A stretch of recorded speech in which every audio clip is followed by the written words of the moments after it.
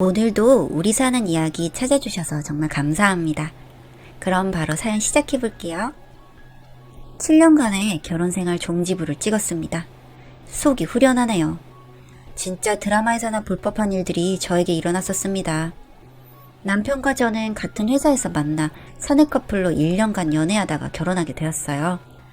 나이는 동갑이었지만 사회생활을 보통 여자가 먼저 시작하기에 남편은 제 후배였습니다. 그렇게 1년을 연애하고 결혼을 하기로 했으니 거의 사회초년생인 남자가 무슨 돈이 있겠습니까? 시댁은 말만 번지르르 선산이 많고 어쩌고 해도 당장 현금은 없다며 한 푼 안 도와주셨고, 저희 집에서 이렇게 주시고 나머지는 남편 이름으로 대출받아 집 샀습니다. 제가 모은 돈으로는 혼수하고요. 전혀 손해라고 생각하지도 않았고, 친구들이 뭐라 해도 내가 좋으면 됐지 뭐 하고 넘기곤 했습니다. 다 좋았습니다. 사람 좋은 사람이라 저 많이 위해주고, 맞벌이기에 집안일도 열심히 해주고, 요리 좋아하는 터라 맛있는 것도 해주고요. 그런 모습에 많이 행복했고, 남편이 너무 좋아져서 원래 3년 동안은 일을 하려 했는데 1년 만에 덜컥 애를 가지게 되어버렸습니다. 저는 휴직하게 되었고 대출금 상환이 빠듯했지만 아끼고 살면 된다는 마음으로 알뜰하게 잘 살았죠. 그렇게 무난하게 출산하고 육아하며 애가 3살이 되던 해였습니다. 남편에게는 여동생이 하나 있었는데 그거 공무원 준비생이었습니다. 노량진에서 쭉 생활을 하다가 4년을 해도 안 되기에 시댁에서도 상황이 여의치 않아 본가로 내려가야 하는 상황이었습니다. 근데 한 번만 더 해보고 싶다며 남편에게 집에 좀 머물게 해달라고 했다더군요. 사람 착하고 여동생이라면 끔찍한 사람이라 거절하기가 힘들었는지 저한테 묻더군요. 근데 그 사람 홀어머니의 어린 여동생 때문에 어릴 적부터 아빠 역할까지 한 사람이라 그러고 싶은 마음 이해했습니다. 그래서 긴 시간 아니니 그러라고 했습니다. 그래서 같이 살게 되었고, 같이 살게 되니 합격을 못한 이유를 알겠더라고요. 불규칙한 생활에 늦지막히 일어나서 컴퓨터 하다가 휴대폰 하다가 밥 먹고 졸리면 자고, 이제 잠도 안 오면 그때서야 공부한다고 독서실 가고 그런 식이었습니다. 근데 무슨 독서실 가는데 화장해 치마해. 제 동생이었다면 정말 쥐어받고 싶은데 참았습니다. 어차피 한 해만 참으면 된다고 생각했으니까요. 집안일은커녕 저를 무슨 가정부처럼 대하기 일쑤였죠. 밥 달라, 빨래해달라, 정말 속옷까지 손빨래하는 건 열이 받았었습니다. 그래서 어느 정도는 치우고 속옷 같은 건 손빨래 좀 하라 했더니 공부하는데 그럴 시간이 어딨냐면서 유세를 떨더군요. 진짜 속에 천불이 났습니다. 그러던 어느 날 머리 식히러 놀러간다기에 그런가 보다 하고 장보러 갔습니다. 근데 제 가방하고 목걸이까지 들고 갔더라고요. 너무 열받아서 전화하고 뭐 하는 거냐고 따지니 한 번만 빌릴게요 낭창하게 말하더니 끊더라고요. 남편한테 말해도 어디 가서 팔아먹는 것도 아닌데 한 번만 봐줘 하면서 애교 떨고, 참 가뜩이나 외벌이에 식구까지 하나 들어 빠듯한데 몰래 용돈까지 주는 거 알고 있어도 그냥 넘겼습니다. 가족이고 오빠니 체면도 있고 챙겨주고 싶은 마음 이해할 것 같아서요. 저도 제 동생 소중하고 자리 못 잡고 있을 때 도와주고 했으니까요. 근데 이건 정도가 지나치는 것이었죠. 다녀와서 진지하게 말했습니다. 다시는 이런 행동 안 했으면 좋겠다고. 또 이러면 정말 같이 못 살 것 같다고요. 그랬더니 시어머니에게 전화해서 눈칫밥 준다느니 무섭다느니 그런 소리를 해대서 전화가 와서는 저만 혼났죠. 한 번만 더 그러면 본인이 올라오신다고. 그건 제가 또 겁나서 죄송하다 했습니다. 그렇게 전쟁 같은 하루하루를 가정부 생활하며 육아까지 도맡아 하고 있는데 저녁 먹던 중에 기가 막힌 소리를 하더라고요. 임신했다고요.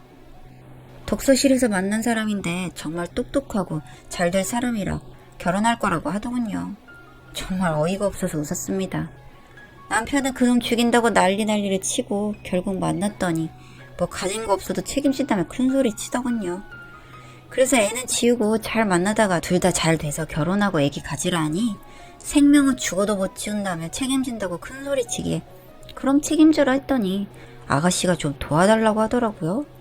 뭘 어떻게 도와주냐, 집이라도 사달라는 거냐 하니 일단은 그냥 지금처럼 지내고 합격하고 나면 대출받아서 조그마한 집이라도 얻어서 나가겠다 하더군요. 뭐 울고불고 난리를 치는데 저는 단호하게 그럴 거면 둘이 알아서 살던지 난 모르겠다고 했습니다. 그렇게 집에 돌아왔는데 남편이 넌지시 사람 괜찮은 것 같은데 책임감도 있고 도와주는 게 어떠냐고 묻더라고요. 그래서 죽인다고 난리치더니 이제 와서 왜 이러냐 하니 애까지 가졌는데 별 수 있냐며 도와주자 하기에 애를 지우게 해야지 도와주자 하는 게 맞는 거냐고 싸웠죠. 저보고 애 지우는 게 쉽냐며 만약 지운데도 지 동생 상처는 그럼 어떡하냐고요. 그럼 어쩌자는 거냐 모르니 그냥 집에서 좀 돌봐주면서 애 낳으면 작은 전세방이라도 얻어주자고 하기에 어머니는 뭐하고 우리가 그렇게 해야 되냐 하니 혼자 사시는 분이라 여유도 없고 아버지 묻혀있는 삶 파는 것도 있을 수 없는 일이라 했습니다. 시집은 꼭 자기가 보내주고 싶었다며 결혼 못했으면 돈 모아서 자기가 시집 보내고 자기 장가갔을 거라고요. 또 은근히 저를 죄인 만들기에 그렇게 못마땅하고 동생 위에 살았어야 했으며 뭐하러 결혼했냐며 헤어지자고 했습니다. 정말 부부 사이에 아무 문제 없었는데 아가씨 들어오고 나서 정말 모든 게 무너지기 시작했습니다. 저도 마음의 상처를 받고 남편은 남편대로 괴로웠을 테고요. 그렇게 난리치니 알겠다고 집 구해주는 건 안 할 테니 애 낳을 때까지만 돌봐주라고 하더군요. 그래서 저도 한 발 양보했습니다. 팔자에도 없는 시누이 도우미 짓을 10개월을 했죠. 그렇게 애기 낳고 조리원도 돈 없어서 못 가고 제가 산후조리까지 해줬습니다. 뭐 애 볼 줄은 아나요? 애도 제가 다 보고요. 그 시간을 견디며 이제 나가면 끝이다 생각했는데 아가씨 사귀던 그 사람 또 곧이 떨어졌다 하더군요. 그걸로 말다툼하다가 헤어졌대요. 뭐 이게 헤어지고 말고 할 게 어딨냐. 어엿한 아빠 엄마인데 무슨 대학생 연애하듯 하다가 애까지 낳아놓고 헤어지는 게 어딨냐고 하니 자꾸 떨어지는 거 보니 미래가 없다. 나도 육아하고 돈 벌어야 하는데 어떻게 뒷바라지 하냐. 헤어지는 게 맞는 것 같다 하더군요. 진짜 대책 없고 철없는 시누이를 진짜 패서 정신을 차리게 할 수도 없고 막막했습니다. 그래서 그럴 거면 애 데리고 내려가라 했습니다. 남편도 그땐 할 말 없는지 가만히 있더군요. 그래서 짐 싸서 보냈습니다. 애까지요. 남편이 데려다 준다고 차 타고 갔어요. 이제 다 끝이다 싶었습니다. 근데 끝이 아니었죠. 시골 가자마자 여기서 어떻게 평생을 사냐며 울고불고 난리쳐서 애는 시어머니가 맡아서 키우고 다시 서울로 왔다고 하더군요. 그래서 어디서 지내냐 하니 뭐 더 이상 피해주기 싫어서 원룸 하나 잡아서 생활한다고 하기에 그런가 보다 했습니다.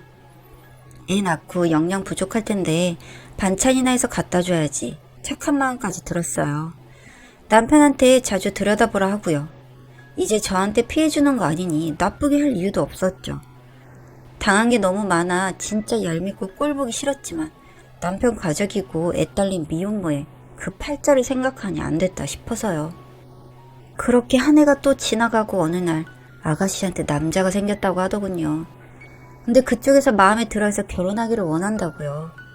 뭐 미혼모인 거 아는데 마음에 들어하는 게 이상해서 물어보니 숨겼다고 하더군요. 애는 시어머니가 키운다고 했대요.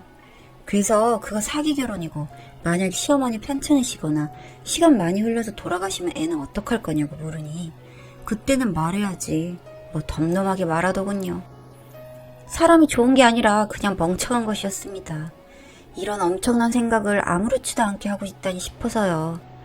그 며칠 뒤에 제가 폭발해버렸습니다. 남편이 월급을 제 통장에 이체시켜주는데 해가 바뀌고 연봉이 올랐을 텐데 그대로기에 왜 그대로냐고 하니 동기돼서 그렇다고 얼버무리더군요. 제 전 직장이기도 하니 동기에게 전화해서 물었습니다. 사실이냐고요? 그랬더니 아니래요. 개인적으로 연봉 협상 다 하긴 했지만 내려간 사람은 없는 걸로 안다고요. 앉혀놓고 따져 물었습니다. 캐 물으니 신용대출 3천만 원 받아서 이자만 갚고 있더군요. 돈 어딨냐 하니 동생 전세 얻어줬다고. 듣자마자 폭발했습니다. 완전 한 가족이 사람 하나를 가지고 노나 싶어서요. 당장 그 돈 안 가지고 오면 이혼하자 했습니다. 준 돈을 어떻게 다시 달라 하냐. 결혼하면 어차피 남자 집에 들어가 살 건데 혼수라도 해야 할 돈 있어야지 않냐. 그 돈 빼서 혼수한다고 생각하자는 등 개소리를 하기에 내가 왜 아가씨 혼수해줘야 되고 애한테 들어가는 돈도 많아서 친정에서 손 벌려서 지금 키우고 있는 거 아냐 모르냐 막 질렀습니다. 너무도 배신감이 컸고 스물스물 시어머니도 전화 와서는 허리 아프다 어떻다.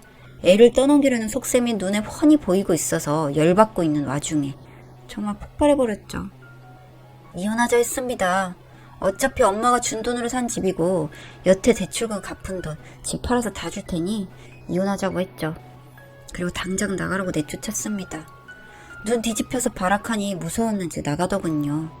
그리고 신혼이한테 전화했습니다. 사기 결혼하는 꼴 못 본다고요. 네 오빠랑 이혼할 거다.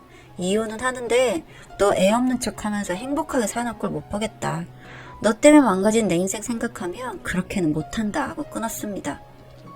시어머니부터 시작해서 찾아와서 미안하다고 한 번만 눈 감아주라고, 그리고 이혼하지 말라고, 시골집이라도 팔아서 3천만 원 다시 주겠다며 난리치는 거 다 개무시했습니다.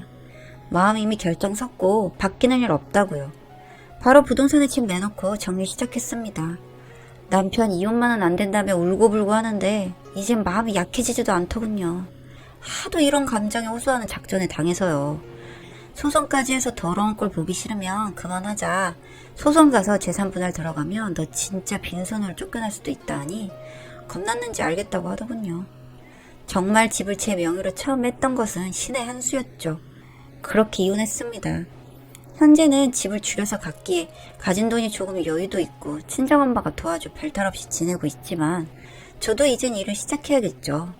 신우였던 그 철없는 여자는 결국 양심 고백했다가 결혼 틀어졌다고 하더군요. 뭐 사기 결혼이니 뭐니 인터넷 검색해보니 겁났겠죠. 근데 사람이면 받아주지 않을까 어리석은 생각 가졌지만 현실은 그게 절대 아니었던 거죠. 남편이랑 둘이 산답니다. 그렇게 죽고 못 사는 오누이 서로 의지하며 잘 살길 바랍니다. 읽어주셔서 감사합니다.